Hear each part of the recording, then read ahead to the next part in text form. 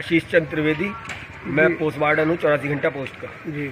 हम यहाँ पर अपने क्षेत्र के सभी नागरिकों को इधर से उधर जाने के लिए कोरोना से उससे बचाव के लिए हम खड़े हैं कि जिससे उन्हें इधर से उधर न जाने दें, मैं घर में ही उन्हें रोकें।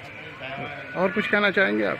मेरा महानगर के सभी क्षेत्रवासियों से, सभी महानगर वासियों से यही निवेदन है कि इस आपदा की घड़ी में प्रशासन और शासन का सहयोग करें और अपने अपने घरों में ही रहें। लॉकडाउन की कड़ाई से पालन करते हुए मुरादाबाद पुलिस कमिश्नर अमित पाठक आदेश जारी करते हुए गुरुवार सुबह से ही शहर के थाना अध्यक्षों को अपने अपने क्षेत्र में चेकिंग अभियान चलाने का आदेश दिया। वहीं शबे बारात के मद्देनजर शहर के कब्रिस्तान के गेट पर फोर्स तैनात कर दिया गया है और लोगों को लॉकडाउन उल्लंघन न करने की अपील की गई।